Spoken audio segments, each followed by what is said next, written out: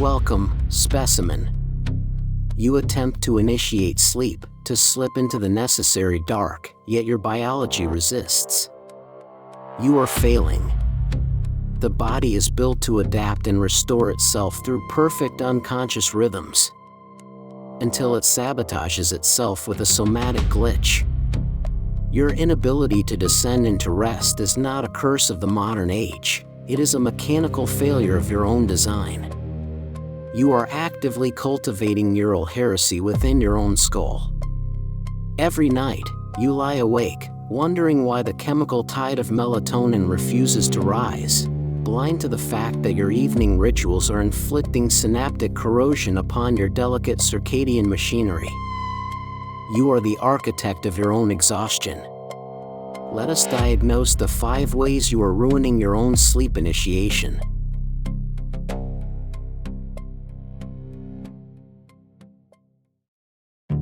We begin the dissection with clinical error 1, the artificial sun. You retreat to your chamber, drawing the heavy blinds to seal out the night, only to immediately illuminate your face with a radiant, pocket-sized pane of glass. You stare unblinking into the abyss of your device, dragging your thumb across meaningless data, operating under the pathetic delusion that this ritual will induce fatigue. It will not. You are actively lacerating your circadian rhythm. You are injecting a biological lie directly through your optic nerve and into the center of your skull. For hundreds of thousands of years, your primitive, unyielding anatomy relied exclusively on the fading of the sun to trigger the chemical cascade of rest. By holding a synthetic dawn mere inches from your cornea, you inflict aggressive biodigital corrosion upon your suprachiasmatic nucleus. The blue spectrum light penetrates the retina and violently suppresses the pineal gland, physically strangling the release of melatonin. The master clock in your brain registers this spectral frequency as high noon. It primes the sympathetic nervous system for daylight survival, not nocturnal slumber. You are forcing your own tissues into a state of cellular apostasy, demanding that your biology remain vigilant against a daylight that does not exist. Pause. Before the photic sabotage deepens, a brief word from your examiner. If this anatomy of fear is serving its purpose, subscribe. Every new subscriber is another specimen willing to study what was never meant to be taught. Another mind that refuses to look away. And if this case file deserves wider distribution, a like costs you nothing. It tells the algorithm where to send the others. We continue the dissection. The surgical correction for this self-inflicted waking nightmare is absolute and non-negotiable. You must sever the connection to the digital tether. The optical assault must cease precisely 1 hour before you intend to close your eyes. Banish the glowing screens from your resting chamber entirely. Treat them as radioactive contaminants to your sleep hygiene. Replace this synthetic, high-frequency daylight with the dim, amber glow of a low-wattage bulb or the non-emissive surface of a physical text. You must allow the ambient darkness to accumulate within your optic field, signaling to your desperate endocrine system that the sun has truly set. If you refuse to extinguish the artificial sun, you will continue to lie awake, a prisoner of your own illuminated arrogance, begging for a physiological shutdown that you yourself have chemically outlawed.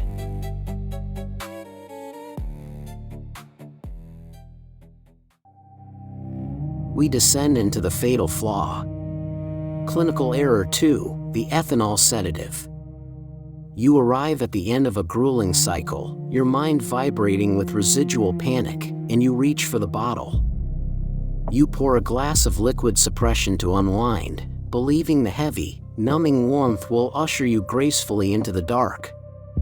You consume the ethanol, you collapse into the mattress, and you vanish into the void. You believe you have conquered your insomnia. You are entirely deluded. You have not initiated sleep, you have simply induced a mild, localized coma. You are accumulating a devastating evolutionary debt that your nervous system cannot afford to repay. The pathology of this chemical intervention is grotesque. Ethanol is a crude sledgehammer masquerading as a delicate scalpel. It rapidly binds to your GABA receptors, forcefully shutting down cortical activity. You fall unconscious quickly, yes, but this is an architectural massacre. By bypassing the natural descent into slumber, you trigger immediate corpus corruption within your fragile sleep cycles. As your liver aggressively metabolizes the toxin during the first half of the night, the sedative effect violently wears off. Your brain, recognizing the unnatural suppression of its neurotransmitters, triggers a severe rebound effect. It spikes glutamate, the primary excitatory chemical, jolting your nervous system awake in the dead of night. You have effectively poisoned your own capacity for deep, restorative delta wave sleep, replacing it with a fragmented, panicked pseudo-rest. The architecture of your REM sleep is dismantled, burned down by the very liquid you drank for peace. Your mind is trapped in a hemolemph script of its own making, a desperate, biological cycle of chemical sedation and violent physiological withdrawal. The surgical correction for this self-administered poison is absolute abstinence before the resting period. You must sever your reliance on the bottle. If you require a chemical crutch to silence your thoughts, you are ignoring the underlying pathology of your waking life.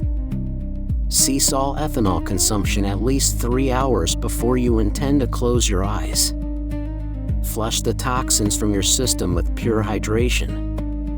Force your brain to naturally navigate the complex, unassisted descent into stage 1 sleep. To continue relying on the ethanol sedative is to guarantee that every morning you wake, you will rise not refreshed, but as a chemically strangled survivor of your own nocturnal incompetence.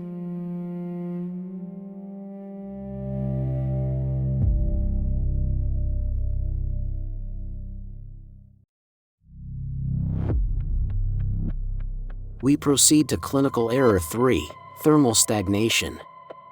You retreat beneath heavy layers of woven fabric, sealing the windows to trap the stagnant, heated air within your chamber.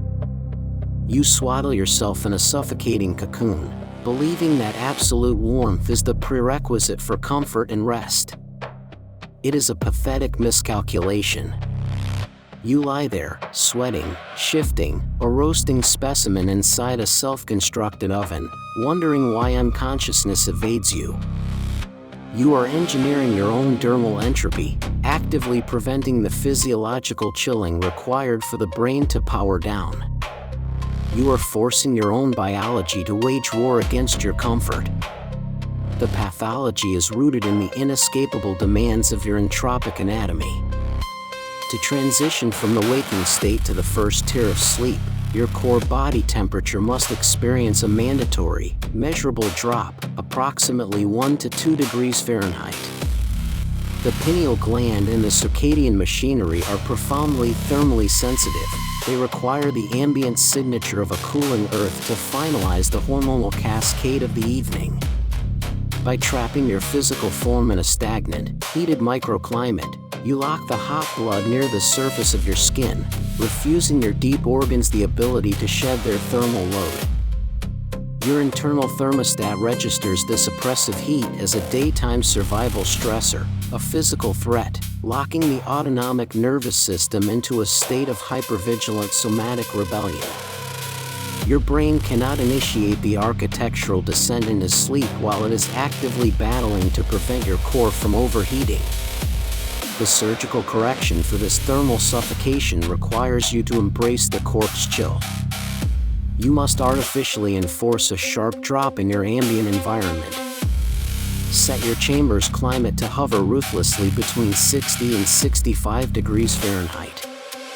Strip away the oppressive, dense layers of synthetic insulation.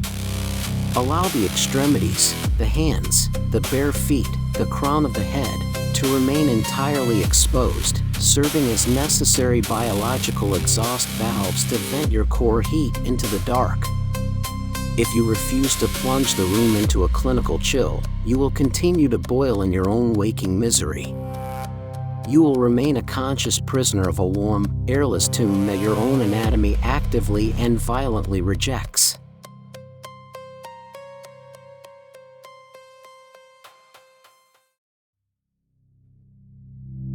We advance to clinical error 4, the midnight clock check. You surface from the shallow depths of an incomplete sleep cycle. The room is dark. The silence is absolute. Yet, instead of sinking back into the necessary void, you commit an act of profound self-sabotage. You turn your heavy head, locate the glowing numerals of your chronometer, and calculate the precise hours remaining until dawn. You believe this temporal measurement will offer reassurance or map your survival. You are entirely mistaken. Your desperate need to quantify your suffering is the exact mechanism ensuring your biology will not survive the night. By engaging your waking mind to process mathematical logic, you initiate a devastating cortical revision. The simple act of reading the time forcefully yanks your prefrontal cortex out of its dormant state and throws it into acute analytical overdrive. The glowing numbers on the dial are not merely digits, they act as a hemorrhagic footnote to your exhaustion, bleeding pure, concentrated chronological panic directly into your amygdala. You calculate that you only have 3 hours left. Then 2. Then 1.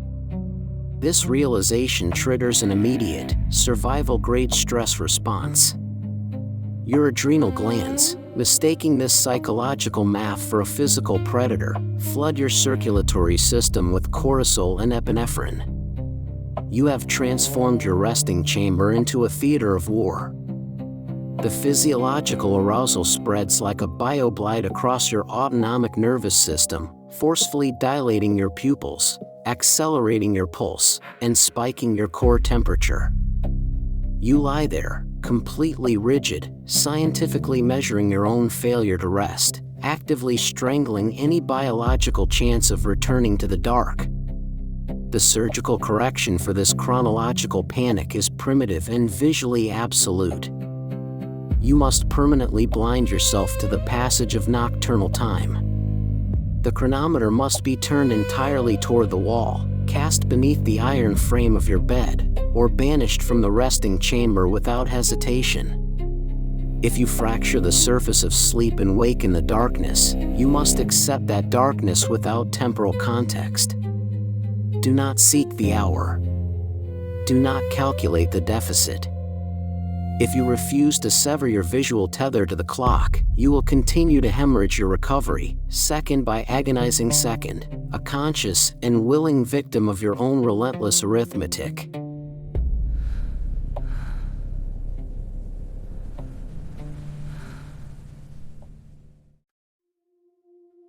We reach the terminal failure. Clinical error 5, late night digestion. You consume a heavy, complex mass of sustenance mere moments before dragging your physical form to the mattress. You lie entirely flat in the darkness, waiting for the descent into unconsciousness, only to find yourself vibrating with a restless, internal heat. You wonder why your mind refuses to sever its connection to the waking world. It is because you have commanded your anatomy to perform grueling, intensive labor while simultaneously demanding it to sleep. You are actively engineering a symbiotic schism within your own abdomen. The pathology is brutally mechanical. Digestion is not a passive event, it is a violent, energy-intensive metabolic furnace. When you engorge yourself and immediately assume a supine position, you strip away the assistance of gravity. You invite caustic gastric acids to burn upward into the fragile esophagus, physically irritating the vagus nerve. The enteric nervous system, the sprawling, autonomous neural network of your gut, is forced to aggressively pump blood, churn heavy proteins, and break down dense fats. It transmits a frantic, relentless viscera verse directly up the spinal column to your brainstem, signaling that the body is in a state of high physiological demand. You cannot achieve the necessary cardiovascular drop required for restorative paralysis while your intestines are running a metabolic marathon. Your biology is violently awake because you forced it to work the night shift. The surgical correction for this gastric overdrive is your final chance for survival. You must enforce a rigid boundary between consumption and rest. Cease all ingestion of complex calories at least 3 hours before you intend to close your eyes. Allow the gastric furnace to empty, the metabolic rate to drop, and the cord blood flow to leave the digestive tract. If you refuse to respect this required emptiness, you will continue to lie awake, a hostage to your own churning organs, your nocturnal failure recorded permanently upon your own flesh vellum. If this dissection has accurately diagnosed your midnight decay, you must feed the algorithmic parasite. Etch your vital signs into the parchment with a like, dissect your own nocturnal failures in the clinical record below, and stitch your nervous system to this decaying codex by subscribing. Let your engagement be the dark, metabolic nutrient that fuels our next autopsy. This specimen file is now sealed. The coil grows only when its specimens multiply. We are not finished. We have never been finished.